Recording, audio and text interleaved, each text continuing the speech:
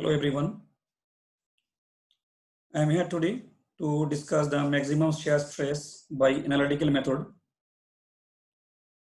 We have already studied and I discussed in my last video the shear stress on an oblique plane.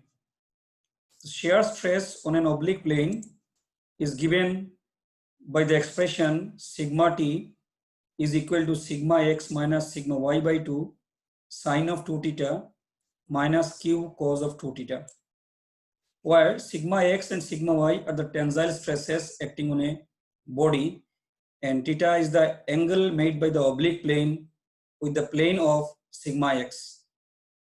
We have derived this equation in my last video also. So this is the expression for shear stress. Now if I want to find out the maximum shear stress, now this is the equation with the variable theta. If I want to maximize this, I will differentiate this equation with respect to theta. So for maximum shear stress, I am differentiating this expression of sigma t with respect to theta and equate it to 0. So this is the differential equation now. Now if I differentiate the first term, this one, then this first term sigma x minus sigma y by 2 is a constant term. So I have taken this is the outside, sigma x minus sigma y by 2 is a constant term. Then if I differentiate this sine of 2 theta, the first differentiation is ddx of sine x is cos x. So it is cos of 2 theta. Then again differentiate 2 theta, so we will get 2. Now the second term is minus q cos 2 theta. So minus q is a constant, so I have taken it outside minus q. Now I have to differentiate this term cos of 2 theta. So d theta of cos 2 theta is minus sine 2 theta. So it is minus sine 2 theta. Then again you differentiate this 2 theta, then it will be only 2 equal to 0.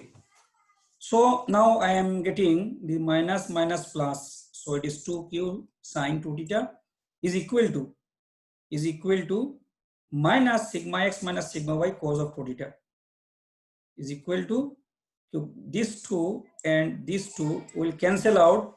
So it is sigma x minus sigma y cos of 2 theta. This is equal to, I can write sigma y minus sigma x. If I multiply this minus with this sigma x and sigma y, then I will get sigma y minus sigma x cos of 2 theta. And from this equation, I am getting tan of 2 theta is equal to sigma y minus sigma x by 2q. So this will give you the plane of maximum shear stress. This theta will give you the plane of maximum shear stress. Now we have to find out the values of maximum shear stress. So the plane of maximum shear stress is given as tan of 2 theta is equal to sigma y minus sigma x by 2q. So I have drawn a triangle ABC whose perpendicular distance is sigma y minus sigma x and base is 2q. And if this angle is theta, then the equation satisfies tan of 2 theta is equal to sigma y minus sigma x by 2q. If it is so, then I can find out by using the Pythagoras theorem what is the value of the hypotenuse, plus minus under root sigma y minus sigma sigma x whole square plus 2q square. So next, the values of my diagonal, it is this. So I can write cos of 2 theta, the value of cos of 2 theta and sine of theta. Why I have written this? Because I have to find out the maximum shear stress. So maximum shear stress, we have calculated the plane of the maximum shear stress and we have the equation of shear stress.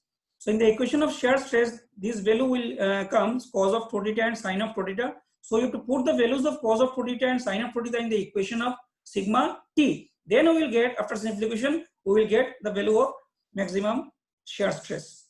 So the shear stress equation for an oblique plane is given as sigma t is equal to sigma x minus sigma y by 2 sine of 2 theta minus cos of theta. Now in this equation, we have to put the values of cos of 2 theta and sine of 2 theta.